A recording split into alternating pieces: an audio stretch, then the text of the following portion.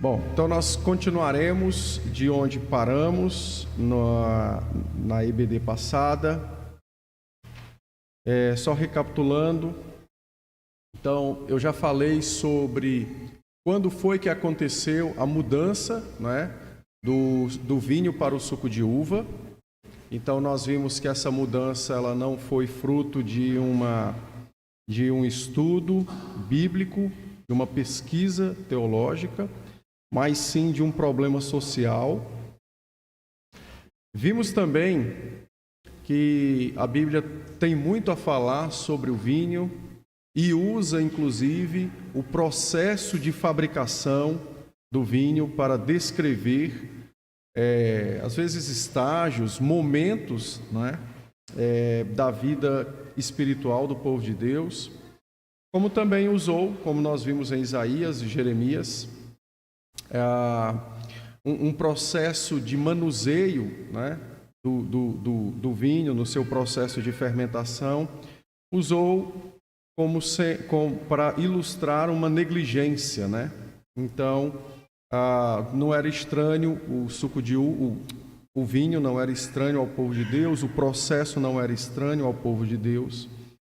Então, deu para termos uma noção, né, de que aquilo que acontece hoje, modernamente falando, né, de endeusar o suco de uva e endemonizar o vinho ou a bebida alcoólica, isso não existia no período bíblico, até porque não existia o suco de uva como se conhece hoje, né?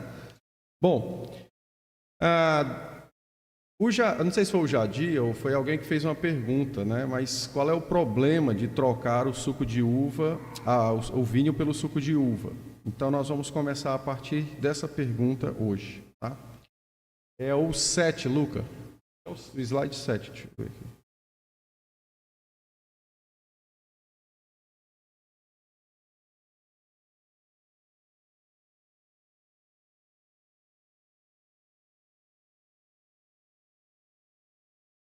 Isso, é o 7. Beleza. Então nós podemos trocar o vinho pelo suco de uva? Então a resposta é que não, tá? E por que não? Porque o princípio bíblico a esse respeito foi ensinado em 1 Coríntios 11, 23, quando Paulo diz: o que eu recebi do Senhor, isso também vos entreguei. Então, notem que os elementos da ceia, eles não podem ser alterados, mesmo em função de cultura. O Senhor Jesus usou na ceia elementos que eram comuns no mundo antigo. Por onde você andasse no mundo antigo, você encontraria o vinho e pão. Assim como Deus usou elementos comuns do povo dele, ainda que estivesse presente no Egito, mas Deus usou elementos comuns. Ou seja, então não era nada sobrenatural, fora de conhecimento, que demandasse muito trabalho para conseguir aqueles elementos, né? Quando o apóstolo Paulo, então, se deparou com um problema, lá em 1 Coríntios 11, qual é o problema de Corinto? A ceia, ela era feita concomitantemente a uma refeição. Ela não era feita como se faz hoje, né? Ela era feita como uma refeição. Tá? Havia tipo uma refeição dentro do culto, né? A festa do ágape. E então o que acontece? Os irmãos, eles muitas vezes se adiantavam e comiam na frente dos outros, bebiam na frente dos outros, de modo que alguns comiam mais, outros comiam menos, e havia até aqueles que bebiam demais e por isso ficavam embriagados. Então, o capítulo 11 trata sobre isso, né? Então, o que foi que Paulo fez para resolver o problema? Mudou o elemento da ceia? Acabou com o almoço? Não. Paulo instruiu os irmãos, mostrando-lhes que o que ele recebeu do Senhor foi o que ele entregou. Então era dever da igreja manter o que eles receberam. Segundo, Paulo adverte os irmãos acerca do pecado que era o foco central ali, não é? O egoísmo. Então ele vai dizer para alguns, lá no verso 22 em diante, esperai uns pelos outros. E infelizmente o pessoal hoje, alguns hoje, tomam esse versículo para dizer que todo mundo tem que esperar, que é o que é chamado de... quer dizer, não é o cálice único, né? Mas todo mundo tem que esperar, todos receberem o cálice, receber o pão para comer juntos, porque isso é a comunhão. Não. O que está em Mateus, Lucas, Marcos e João sobre a ceia é: tomai e comei. O texto que fala sobre o esperar, não é? Que é o verso 33, está se referindo ao fato de que em Corinto, alguns irmãos, por conta de gula, egoísmo, por conta de algum outro pecado, eles se antecipavam ao almoço, à refeição, ao sacramento, e comiam na frente dos outros. Então a ordem de Paulo é que eles esperem uns pelos outros, não é?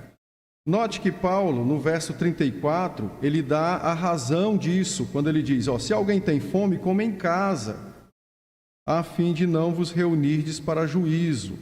Então, muito simples. Nós não temos muitas informações de como era o culto e horário em Corinto, mas suponhamos que o culto fosse 3 da tarde. Só que desde 7 da manhã tinha atividades na igreja e tal. Então, de 1 até 3, todo mundo ficaria com fome. Uma hipótese, né? Então, quando dava na hora lá da festa do ágape, né? Talvez o pessoal com fome antecipavam-se e comiam antes dos outros. E foi isso que gerou o problema. Então, Paulo diz, se você está com fome, come em casa. Ou seja, digamos, a igreja tem várias atividades ao longo do dia, mas você está com fome, olhando o ambiente lá, né, de Corinto. Então, peça licença e vá jantar, almoçar na tua casa, fazer um lanche, mas não profane o sacramento. Então, é bem simples essa ideia de esperar uns pelos outros, era só porque o pessoal estava se adiantando, e não no sentido do sacramento, né, de esperar cada um pegar o seu pão. Tem, muita.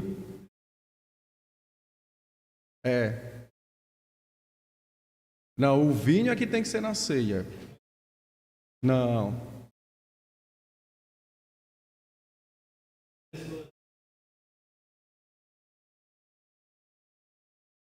Não faz mal nenhum. Eu vou chegar nesse ponto.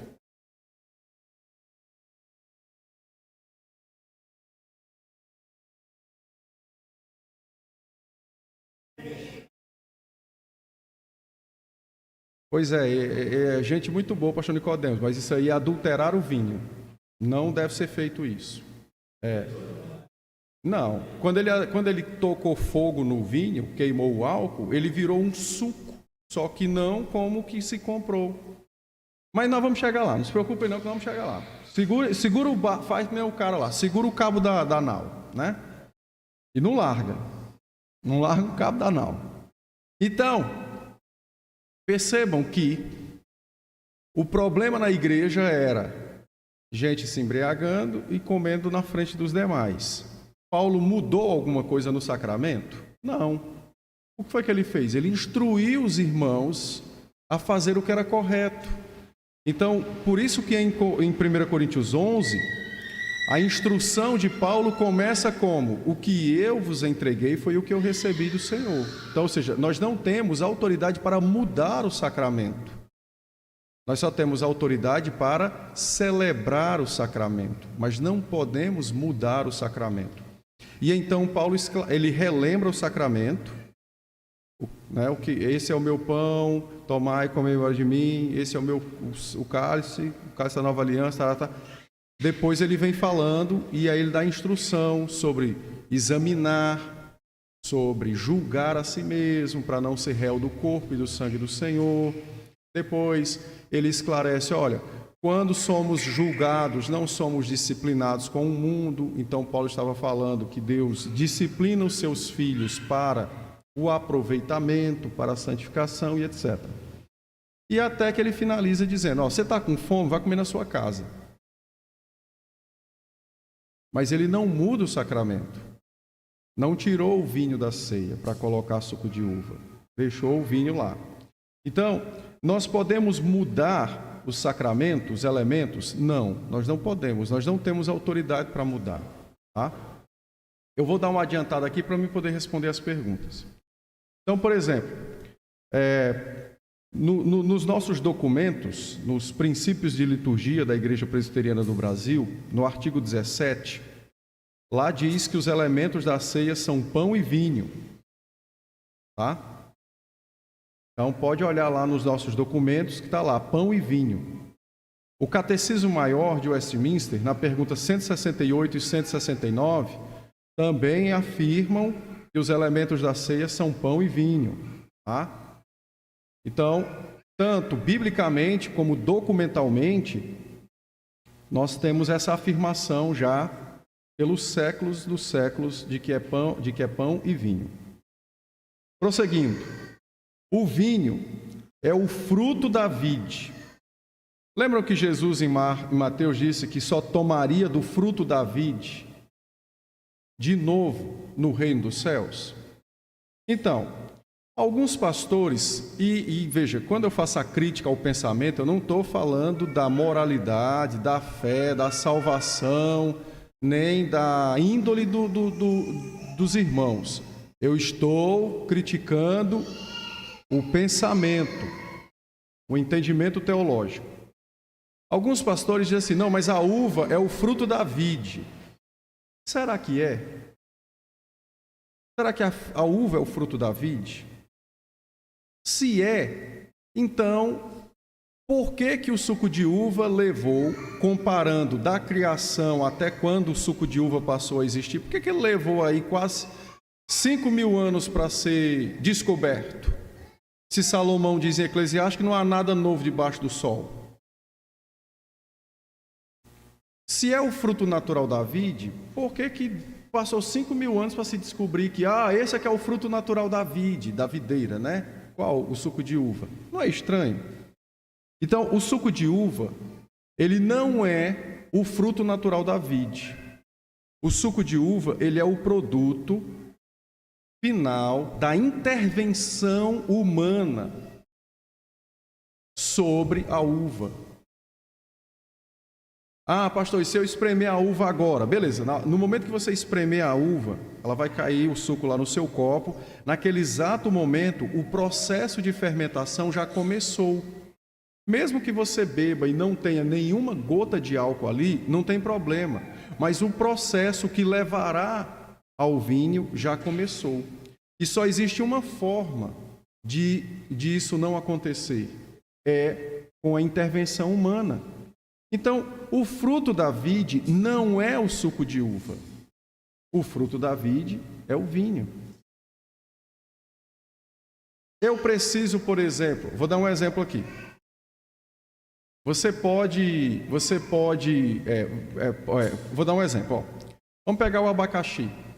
O abacaxi, para fermentar, você precisa deixar ele muitos dias, né? Para fermentar. Você faz lá o suco, acho que põe açúcar e deixa um bom tempo para ele fermentar, correto? Né? Existe álcool também, bebida alcoólica dessas frutas. Beleza. Mas qual é o fruto do abacaxi? O resultado natural dele é o suco e não a parte alcoólica. Porque para você chegar na parte alcoólica, ele precisa azedar. É diferente do suco de uva. Ele precisa azedar para ele chegar na parte alcoólica. Ou seja, é necessário um longo tempo e toda uma intervenção humana para levá-lo àquilo. No vinho, não. Então, o vinho é o fruto natural da vide e não o suco de uva. Tá? Aí aqui eu vou me adiantar, mas é só para mostrar aos irmãos o processo para a fabricação do vinho e mais ou menos correlatos com aquilo que o Senhor sofreu para nosso benefício. E por isso que ele diz que o seu sangue é o cálice, né? Ou o cálice é o seu sangue. Então vamos lá. O processo de fabricação do vinho é semelhante ao processo da crucificação de Cristo. Ambos devem ser arrancados e esmagados. Então, veja que há uma identificação entre a pessoa de Cristo e o vinho. Então, as uvas precisam ser arrancadas e esmagadas. A mesma coisa aconteceu com o Senhor. Por que é que ele é tomado de uma forma violenta na noite do Getsêmani? Ele mesmo diz, mas olha, eu estive com vocês tanto tempo no palácio, lá no templo, por que vocês vieram como salteadores para me prender? Isso é porque há uma identificação entre o processo da sua crucificação e a questão do vinho. Por isso que ele vai relacionar o sangue purificador, né, ou simbolizar o sangue purificador dele com o vinho. Tá? Ambos são esmagados, a vinha é esmagada, não é, para poder ela liberar o seu suco. E Cristo também foi esmagado, foi ferido na cruz para verter o seu sangue. Tá? Então a identificação do vinho com o sangue de Cristo não é com a cor apenas. Tem gente que acha que é com a cor, porque um é vermelho, outro é vermelho. Não. Há um processo de identificação de todas as etapas de produção. Tá? Lembram que o Senhor Jesus sofreu a ira de Deus em nosso favor. E a Bíblia diz que aquele que sofreria a ira de Deus seria pisado no lagar. Então, você tem a identificação desses processos. Pode passar, Luca. Então, vamos lá. Aqui, algumas questões dentro dessa correlação entre o vinho e o sangue de Cristo. Tá? Então, Deus dá o vinho que alegra o coração do homem, assim como ele dá o pão que fortalece o coração do homem. Salmo 104, 14 e 15. Nesse salmo, a menção de vinho e pão são de fato, bênçãos da parte de Deus, que alegram e fortalecem. Mas notem que o vinho, a colocação no salmo é que Deus dá o vinho para alegria. Para alegria. Deus promete ao seu povo obediente que ele o abençoará com uma abundância de vinho. Então, Deuteronômio 7:13, o capítulo 11, o verso 14, Provérbios 3:10. Tá?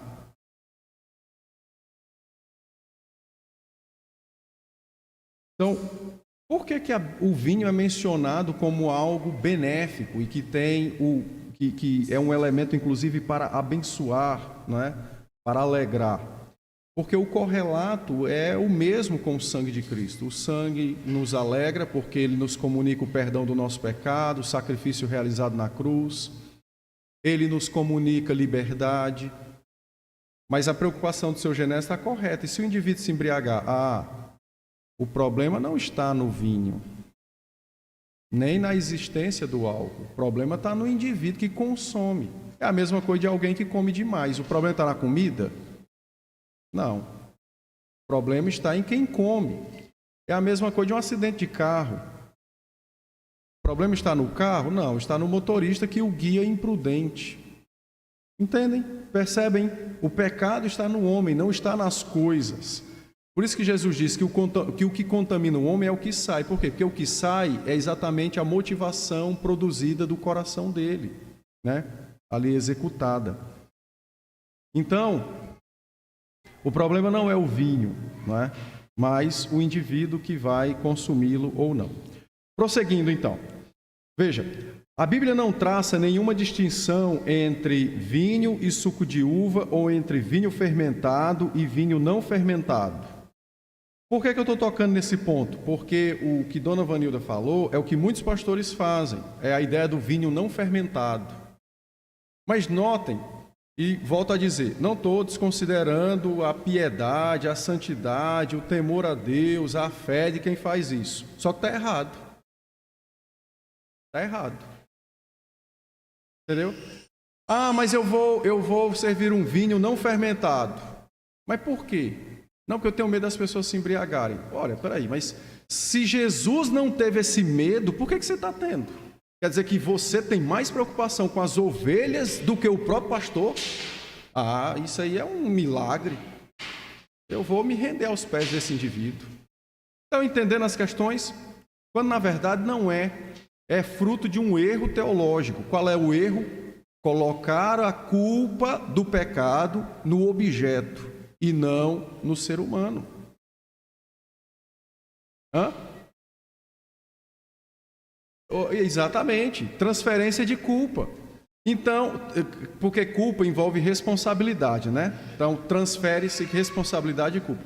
Rapidinho. Então, estão entendendo que pode ser que haja excelentíssimas boas intenções, a melhor possível, mas só que ela não tem um fruto bíblico, não tem um fundamento que de fato edifique e honre. Mas, na verdade, boas intenções muitas vezes são frutos de entendimentos errados. Como nesse caso, o mal está no vinho, então tira o vinho da vida das pessoas. O mal está na televisão, tira a vida das pessoas, como tem denominações que fez isso, né? E faz. O mal está em tal lugar, tira... Não. Eu tenho que aprender a exercitar aquilo que já me foi entregue da parte do Senhor. Eu tenho o Espírito de Deus que habita em mim, eu tenho sabedoria que o Espírito me dá, eu tenho a palavra para me guiar, eu tenho uma ordem bíblica para me dominar. Eu vou fazer o que com isso? Vou jogar fora? Tirando o elemento lá? Não. A gente só tira um objeto da vida de alguém, aí aqui é outro assunto, mas só para entender. A gente só tira um objeto da vida de alguém quando essa pessoa está num processo de mudança, de santificação, aonde ela ainda não se encontra com força suficiente para executar a sua sabedoria, a obediência bíblica, para resistir a presença daquele objeto na vida dele. Aí você afasta aquele objeto por um tempo para que ele ganhe essa força, para que ele amadureça, para que ele se fortaleça. Se fortaleceu, ele tem que voltar à vida normal. Então só retira um objeto de alguém quando ele está num processo. No aconselhamento a gente chama isso, né? Quando ele está num processo de santificação, só que ele se encontra muito debilitado para enfrentar aquela coisa, aquele objeto na vida dele. Então você afasta, ele segue as etapas de fortalecimento, uma vez estando fortalecido, aquilo tem que voltar, porque ninguém vai sair do mundo para ser santo. E essa era a concepção medieval dos católicos. A ordem bíblica é ser de santos no mundo. Entenderam? Ou início?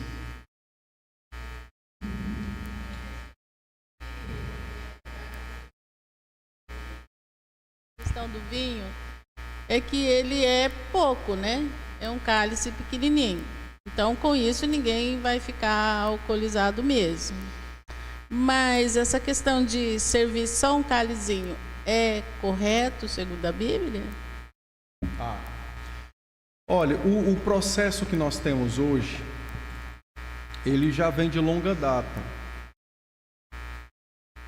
Mas na história, o que é que a gente encontra de relatos? Então você encontra excepcionalmente a igreja de Corinto, que tinha lá a festa do ágape, e a ceia era dentro dessa refeição. Em que momento, como, nós não temos não dá para saber muito. Houve momentos na história da igreja que você tinha, eu digo você, mas é a gente, né? Todos nós. Que se tinha o cálice único. Então era um único cálice, passava, todo mundo tomava um gole e tal. Assim como um único pão, cada um ia tirando pedaços, né? Também existiu, ainda existe até hoje, daquilo que se conhece, acho que tem uma igreja só que faz, né? Do que se conhece, não quer dizer que seja a única, né? Mas Mas também existiu durante um tempo uma tradição, e eu gosto muito dela, que seria o seguinte: os presbíteros assentavam lá, né, do lado de lá da mesa, e a membresia ia por partes. Sentava nessa mesona grande, vários irmãos, e aí o pastor dizia: este é o meu pão, este é o meu corpo que é dado por vós, tomai e comei. E aí eles comiam. Este é o meu cálice, tarará, eles comiam. Aí depois o pessoal sentava e outros iam. Então, assim, o formato teve mudanças.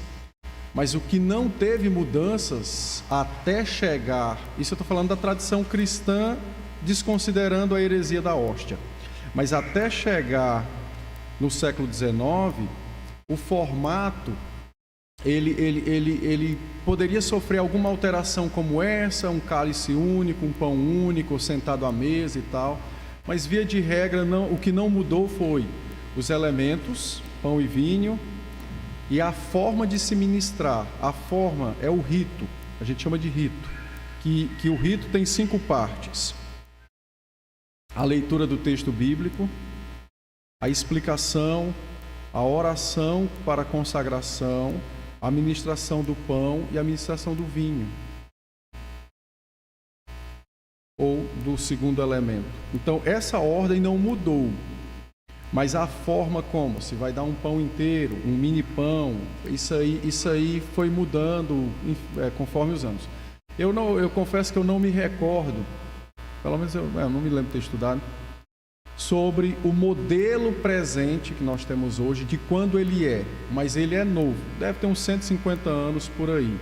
Essa ideia de pão partido e o cálicezinho assim, isso aí é novo.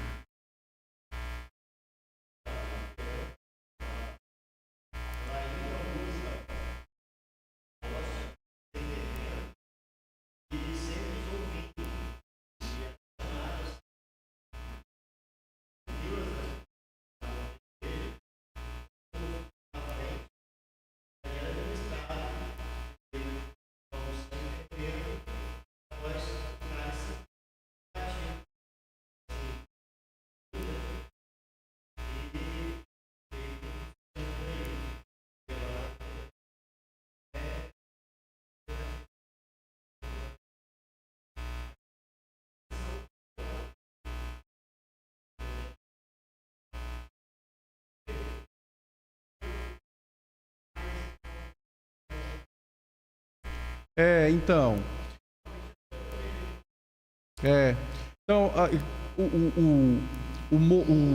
o modelo de se administrar a ceia, ele nesse sentido, né? O modelo de se administrar a ceia, não, perdão. O rito de ministração da ceia, ele é engessado, ele é imutável, não se muda. Geralmente é sempre esses 5 elementos, não muda. Agora, a disposição dos elementos, se é muito, se é mais, se é cálice único, se não, isso teve mudanças. Então, como eu disse, teve lugares que era cálice único e outros lugares era chamando nas filas. Já teve lugares que igrejas grandes, que tinham um espaço grande, tinham umas mesas enormes, que aí o pessoal queria de fato trazer a ideia da refeição. Então, um grupo de pessoas sentavam lá na mesa, né, junto com os pastores e os presbíteros, e aí tinha a ministração, orava e etc. Aí esse grupo saía, outro ia, só que nem sempre foi o mesmo modelo de administração só dos elementos, né, no sentido de quantidade.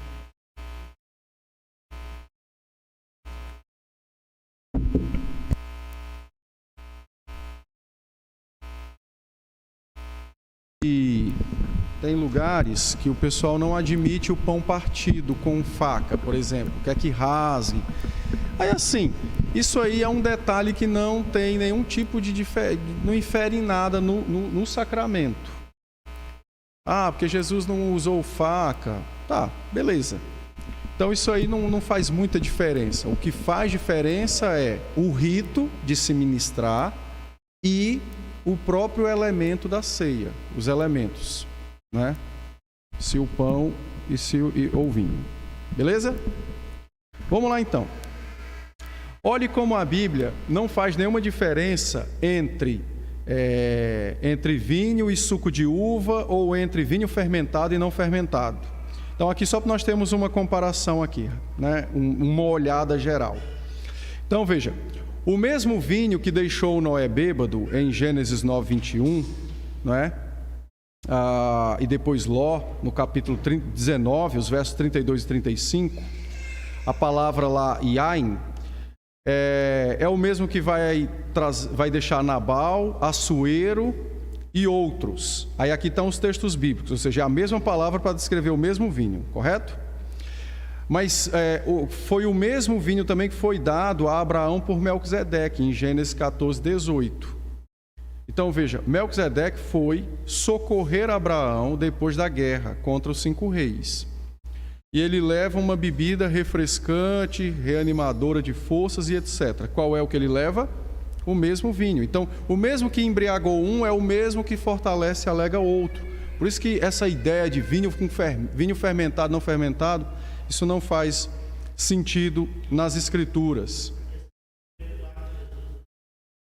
O primeiro milagre, que foi o vinho, e vinho de verdade, né? Não foi suco de uva, né? Bem lembrado. Esse mesmo vinho também era mantido nos armazéns dos reis, 1 Crônicas 27:27, 2 Crônicas 11:11, por aí por diante.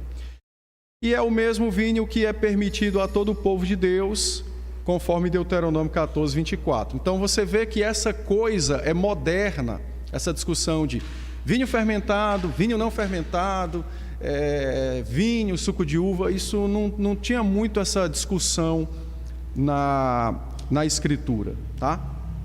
Pode prosseguir, Luca. Senhor? É o simbolismo, exatamente. Então, a última ceia foi instituída com vinho e não com suco de uva. Como é que nós podemos afirmar que não havia suco de uva na última ceia? Bom, a razão é bem simples. Não havia suco de uva pasteurizado como nós temos hoje. Então, se espremesse a uva, logo imediatamente ela entraria em fermentação, processo de fermentação. Então, não havia disponibilidade de suco de uva não fermentado durante a primavera na Palestina. Por quê? Porque meses antes as uvas já haviam sido colhidas. Lembra que Jesus vai ser crucificado no começo do ano judaico, que para nós ele fica entre meados de março e meados de abril? A colheita da uva, ela já se deu alguns meses antes. Então, não tem como você manter, não tinha câmara fria, não dá para você manter essas uvas tudo bonitinhas para espremer lá na hora para ter a ceia, entende? E não dá para você espremer a uva e interromper o processo de fermentação, a não ser que se pasteurize o suco. Então, como não tinha esse processo, não tinha suco de uva na última ceia, né? Não tinha isso, tá? Então, carecendo de refrigeração ou pasteurização, o suco teria fermentado rapidamente. Então, quando Jesus falou do cálice como cheio do fruto da vide, Mateus 26:29, Marcos 14:25, Lucas 22:18, Jesus estava se referindo ao vinho, o vinho que era usado na Páscoa e na noite do Shabat, que era o sábado. Então, o vinho foi o que já era usado na Páscoa e nas noites, né, do sábado. Esse vinho foi o que foi usado na última ceia. Não existe nenhuma indicação na Bíblia que Nosso Senhor realizou um milagre e criou suco de uva no vinho para a primeira ceia. Então, não há nenhum texto bíblico que diz assim, Jesus pegou o vinho e... não é vinho, peraí. Agora é suco, pode beber. Não existe isso. Quem cogita isso, cogita da cabeça dele, mas biblicamente não há nada disso. E fica claro que os apóstolos ensinaram à igreja o uso do vinho na ceia. Por que fica claro? Porque nós já vimos em 1 Coríntios 11, 21, Paulo repreendendo crentes que estavam se embriagando na ceia. Ninguém se embriaga com suco de uva. Você pode passar mal bebendo suco de uva, mas não se embriagar.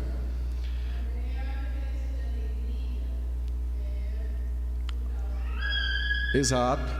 O álcool tem seus benefícios. A medicina moderna é que endemoniza, dizendo que ele causa uma série de coisas. Porém, a mesma medicina fala dos benefícios dele. Melhora a circulação, uma série de questões. Qual é o problema? O problema com o álcool é o mesmo com a comida. Chama-se o exagero. Não, eu digo assim... mas eu digo assim... Para a pessoa, o problema é o exagero, é a falta do domínio próprio, é a falta do controle. Se eu como para a glória de Deus, por que eu não posso beber para a glória de Deus? Um cálice de vinho, ou um copo de cerveja, ou tomar um uísque. Por que eu não posso fazer a mesma coisa para a glória de Deus? Só a comida é para a glória de Deus? Então a vinha veio de quem? O suco e a uva veio de quem? Do diabo? Sabe? Então são coisas que a gente precisa... rechaçar, porque elas não são verdadeiras, não é? Continuando então, o vinho, muito mais do que o suco de uva, simboliza o sangue de Cristo, que foi derramado por nossos pecados. É o corpo glorificado e o sangue de Cristo que nos trazem a bênção da salvação. À semelhança do vinho, com o sangue de Cristo, não encontra-se apenas na sua cor, como eu já disse, mas de maneira mais importante em seu poder para alegrar o coração do homem, tá? Então o vinho nos alegra. É por isso que o conteúdo alcoólico do vinho, resultado da transformação pela fermentação, é importante. A glorificação alcoólica do suco de uva tem importância teológica e escatológica. Da mesma forma que o fraco suco de uva dá lugar para o vinho da bênção, a antiga aliança dá lugar para a nova e melhor aliança. O suco de uva está morto, mas o vinho passou da morte para a vida por meio da fermentação, da transformação.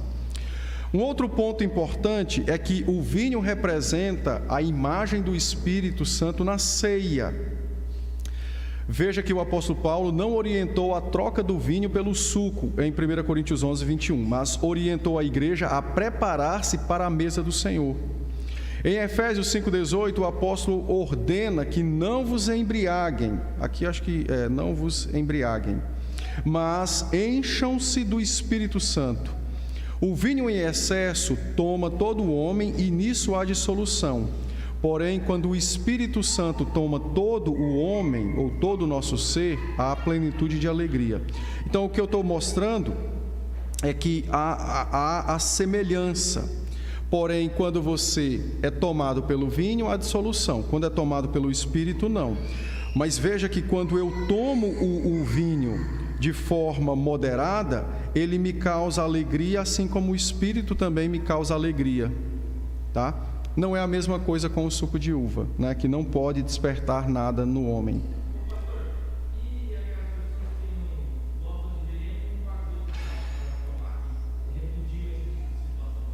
Vamos chegar lá. Segura aí, vamos chegar lá. Então, na ceia, o vinho alcoólico cumpre esse papel de mostrar, não é, o Espírito Santo no sacramento e em nós, movendo nossa alegria e coração para o Senhor. Aqui eu estou dando uma adiantada rápida para poder responder as perguntas, por causa do nosso horário. Então, a troca do vinho pelo suco de uva é uma mutilação do sacramento e do seu significado. Sabe o que é mutilar, né? Corta um braço, corta uma perna, corta uma mão. Vamos trocar o vinho pelo suco de uva. Isso é mutilar o sacramento, tá?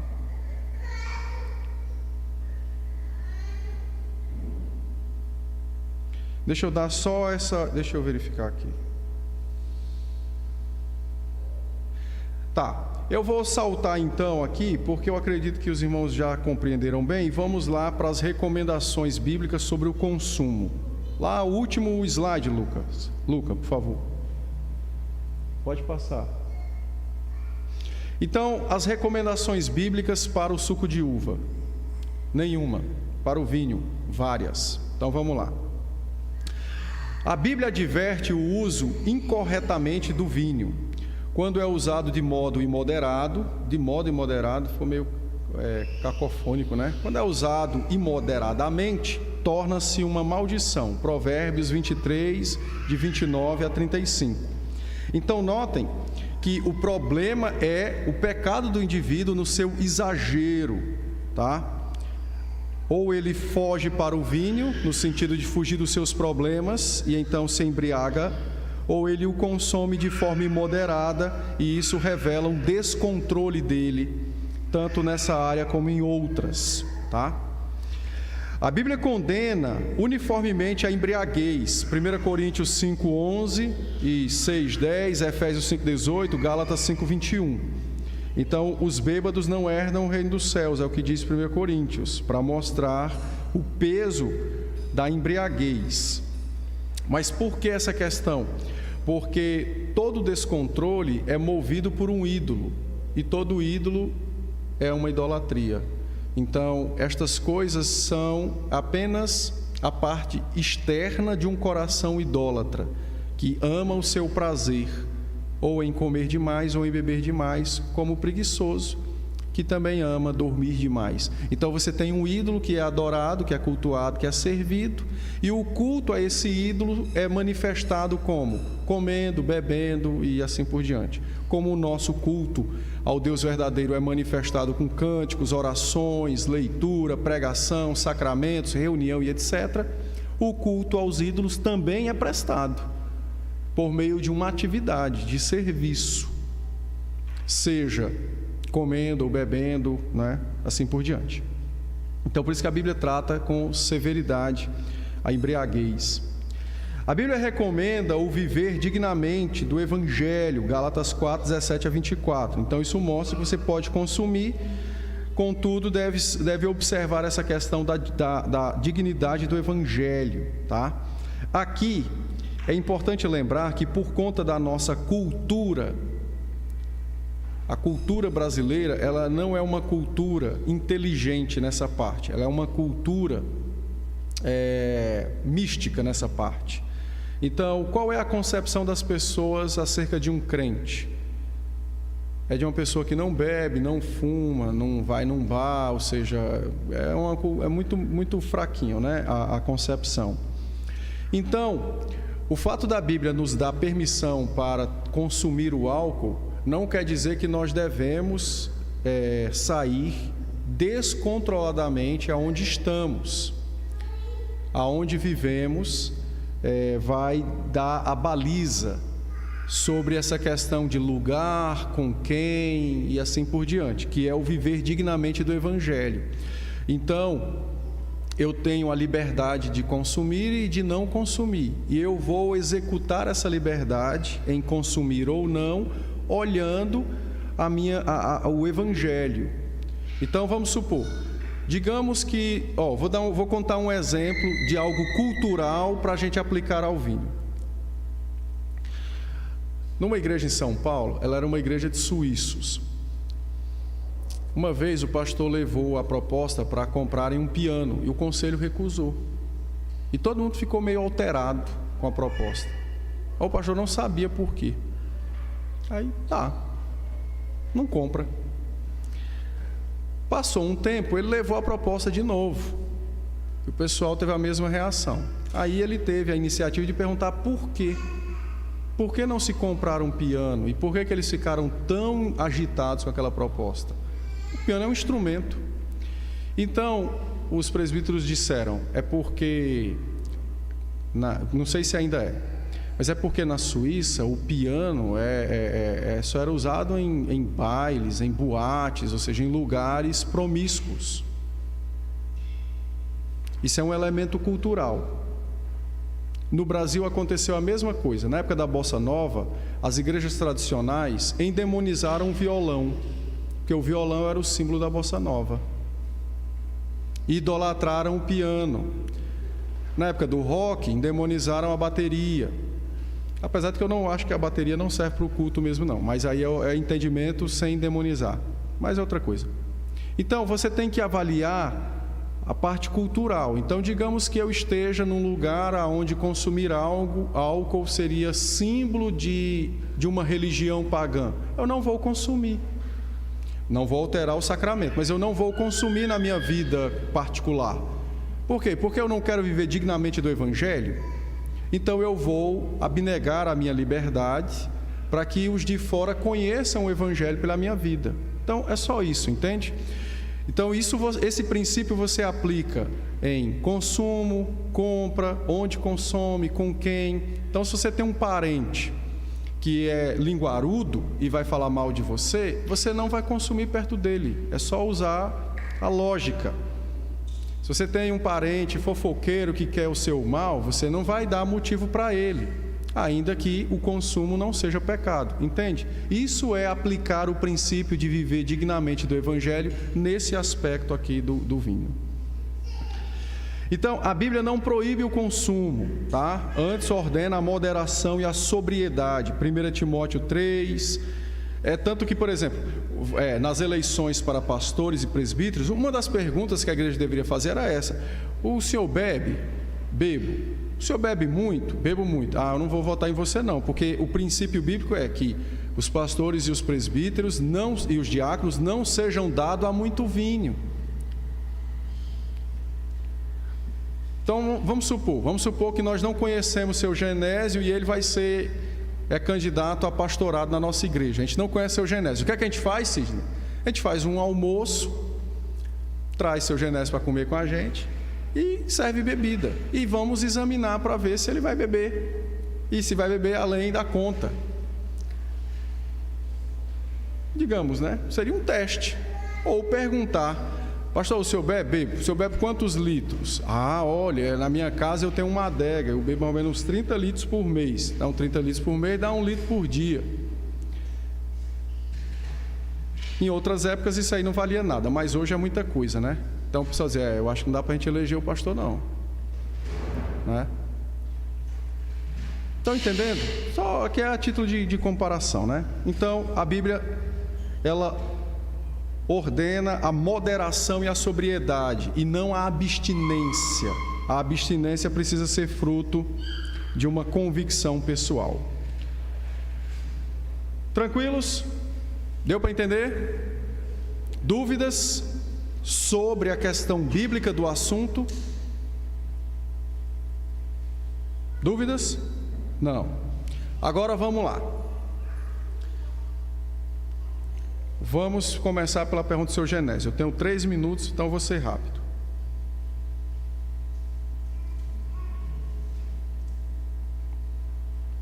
Veja, o problema do alcoolismo não pode impor à igreja a forma como lida com o álcool. Porque aí todo outro grande problema vai impor à igreja normas. E só tem uma pessoa que dá normas na igreja, que é Cristo. Então, o que é que nós fazemos com uma pessoa que é um ex-alcoólatra? Ele vai participar do sacramento. Mas ele tem medo de cair de novo de ter uma recaída. Aí nós vamos agora estudar o caso dele para saber como ele entrou no alcoolismo e como ele saiu. Eu já adianto que o AA, os Alcoólicos Anônimos, fazem um trabalho maravilhoso socialmente e espiritualmente. Não vale nada. Mas, pastor, você vai ser criticado. Provavelmente quer criticar. Socialmente é algo fantástico. Espiritualmente não vale nada. Por quê? Porque só tem uma pessoa que pode mudar corações. Quem é? O Espírito pela palavra. É isso que eles usam lá? Não. O que é que eles usam lá? Eles usam uma ferramenta que é a ferramenta do testemunho do outro para me motivar. Eu passei 3 dias sem consumir. Aí o outro que está começando se motiva e assim vão mutuamente. É por isso que eles mantêm reuniões e a pessoa que tem 40 anos que não bebe continua nas reuniões. Só que continua atemorizado com o medo do próximo gole. Houve mudança espiritual? Não. Houve uma mudança social, é verdade. Por isso que eu disse, socialmente, fantástico. Espiritualmente, não. Então eu preciso pegar uma pessoa dessa e tratar dele biblicamente sobre o problema dele. Porque a Bíblia trata disso. Entende? Segunda coisa, que eu já ouvi, eu estou dizendo isso porque eu já ouvi em outros lugares. Mas tem gente que nunca vai conseguir superar o problema. Aí eu respondi quando me fizeram essa pergunta, né? Eu disse, olha, eu não creio que Jesus tenha sido irresponsável de estabelecer uma coisa que prejudicaria alguém que ele iria salvar no futuro. Alguém crê nisso? Alguém crê que Jesus seria irresponsável de estabelecer algo que iria prejudicar uma pessoa que ele mesmo ia salvar lá no futuro? Você crê nisso? Jesus seria irresponsável de estabelecer algo que prejudicaria uma ovelha que ele salvaria no futuro? Não. Então veja, todas as perguntas contra o elemento do vinho na ceia não são de ordens bíblicas, nem muito menos no sentido de conhecer a vontade divina. Todas as dúvidas e perguntas são de ordens humanas, antropológicas, culturais, sociais. Entende? Então veja, o que é que aconteceu, né, nos últimos tempos para cá? O que aconteceu foi que um problema social ditou uma norma para a igreja. E então Cristo teve que se ajoelhar para essa norma. E isso acontece em várias outras coisas. A igreja moderna dos nossos dias, ela é uma igreja que está humilhando Cristo e exaltando a cultura e o homem. Mas há várias outras coisas até maiores do que é, até maiores não, né? Maiores teologicamente, né? Mas no sentido de, entende? Então veja, a cultura, ela precisa ser submissa e transformada pela palavra. E não a palavra ser transformada ou mudada pela cultura. Entendem? Então, por exemplo, o Luiz fez a pergunta, tem uma pessoa que abomina o álcool. Então, ele precisa estudar para ver se Deus abomina o álcool. Foi ele quem criou o álcool. O homem não cria álcool. Eu ainda não vi, me corrijam por favor. Aqui tem engenheiros e tal, tem o Marcelo. Eu ainda não vi um homem criar uma cana do nada. Se alguém tiver visto alguém criar uma cana, me avise para poder eu me redimir. Não vi criar cana. Por quê? Porque o álcool vem da cana. O que Deus concedeu ao homem foi a capacidade de transformar coisas que ele criou para gerar outras, mas o álcool está lá na cana. Então eu não vi, né? Outra coisa, ninguém cria álcool sintético. Ele tem que vir da natureza. Engraçado, né? Então eu abomino o álcool, mas não abomino a natureza. Deveria abominar também, não é? Abominar o que Deus criou.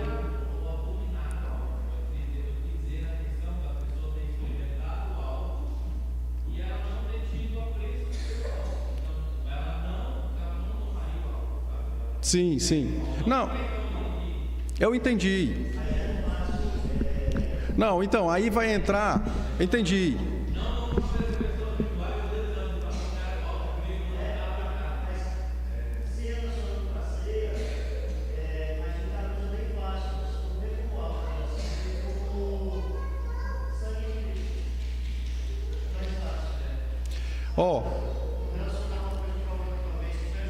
Não, mas isso aí é uma questão de gosto.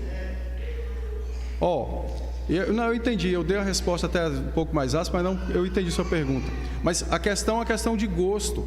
Só que, veja, o nosso gosto está debaixo da palavra. Então, mesmo que seja uma questão de gosto, ele precisa ser submisso. Eu entendi.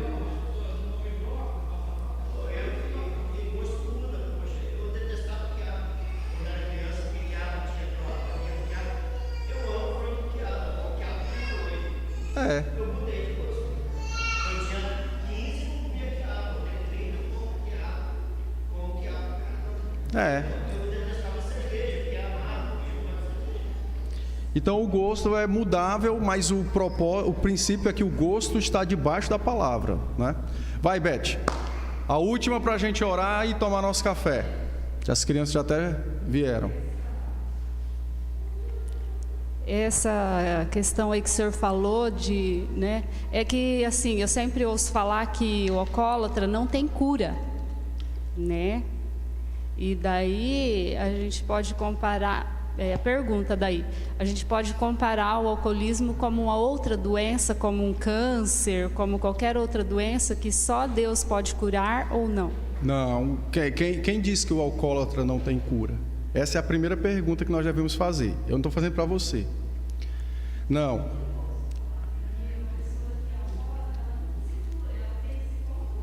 Não. Isso aí é uma mentira violenta. E pense numa mentira miserável essa. Olha, depois que as ciências sociais alcançaram o status de querer discernir o coração do homem, então eles criaram uma série de coisas para amarrar o homem, para impedir que ele seja transformado por Deus e assim por diante. Mas rapidinho, o alcoolismo é um vício, como qualquer outro vício. Qualquer outro vício. Drogas é um vício, fumo é um vício, pornografia é um vício, prostituição é vício. Tudo é vício. É. Vício. O vício é um pecado. Então nós temos que trabalhar para a pessoa se conscientizar e se arrepender e mudar do seu vício. Agora, todo vício traz consequências. Alguns vícios trazem consequências físicas mais visíveis e outros não tão visíveis, mas todos trazem as suas consequências. Então, no caso do álcool, o que o indivíduo vai passar, ele precisa passar por um processo que é o da desintoxicação, mas essa desintoxicação, ela não livra ele do vício, ela livra ele da substância, assim como a droga. O cara vai para uma clínica aí e ele é desintoxicado, ele está livre da substância, não do vício. O vício é um pecado e só quem trata de pecado é a Bíblia. Então, o que a gente tem que fazer é tratar do coração dele, para ele se livrar do pecado do vício, concomitantemente tratar do corpo dele para livrá-lo da substância. Feito isso, nós vamos agora instruí-lo para ele aprender a sabedoria bíblica, que é exatamente o quê? Ele não já caiu lá atrás? Então ele precisa discernir o porquê que ele caiu lá atrás. A sabedoria bíblica é aprender onde caiu para não cair novamente. Mas ele vai poder consumir, vai poder fazer, vai viver vida normal. Ele não tem essa história de que não vai ficar curado.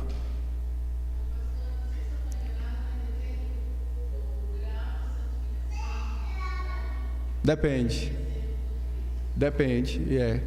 Depende da nossa santificação.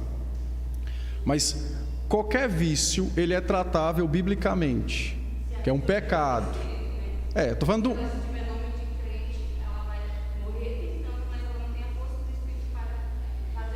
eu estou falando de um crente. Estou falando de um crente.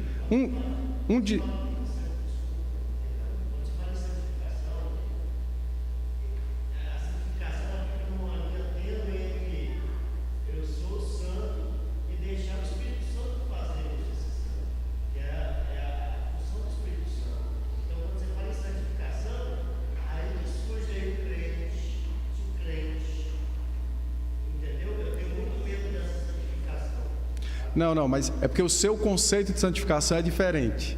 Nós vamos chegar lá um dia. Numa conversa particular nós chegaremos lá. Não, é tranquilo. Mas então veja. Mas eu sei, eu já. Não. É porque são coisas distintas, mas que como no catolicismo, como os luteranos têm uma veinha, uma perninha católica, então há um ranço. há um ranço. Mas nós vamos chegar lá. Não é a hora, mas vamos chegar lá. Então, depende sim da santificação. Os vícios, eles são tratáveis. E as debilidades físicas também são tratáveis. Isso vai levar o indivíduo à cura. Agora, só lembrem de um detalhe. Foi financiada uma outra mentira para esses vícios de alcoolismo, cigarro e etc. Qual é a outra mentira? A mentira de que eles nunca mais vão cair naquele vício, porque se cair, não foi curado. Isso é uma mentira. Essa mentira, ela é antiguíssima, que é exatamente a heresia do perfeccionismo. Então, uma pessoa que já foi alcoólatra, ele pode voltar a pecar um dia se embriagando, mas não quer dizer que ele voltou ao alcoolismo. Significa dizer que naquele episódio ele não se dominou. Assim como alguém que mente, conscientizou e vigia a língua e um belo dia mentiu. Entendeu? Então, infelizmente, é financiado uma ideia de que se a pessoa voltar a cometer um pecado naquela área, ele não foi curado. Isso não é verdade. Isso não é verdade. Ele continua um pecador como qualquer outro, sujeito a cair na área em que foi tratado. Só que há uma diferença em eu cair naquela área e viver naquela área que é exatamente o problema anterior, que era o vício. São coisas diferentes.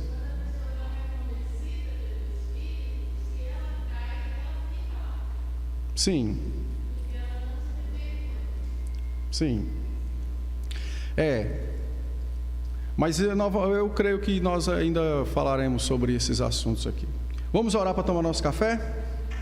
Mas eu espero que tenha ficado claro o assunto sobre o cálice, né? Sobre o vinho na ceia, tá bom? Qualquer dúvida, me procurem, não tem problema perguntar. Também não há problema em discordar, irmãos, tá? A discordância não é errado, só que precisa ter um fundamento. Ninguém pode discordar por eu acho, tem que se discordar com fundamento, tá? Mas depois nós vamos trabalhar melhor sobre como o conselho vai implementar, se vai ou não. Implementar, que eu digo, é a mudança, né? Essas coisas vão devagarzinho sendo apresentadas.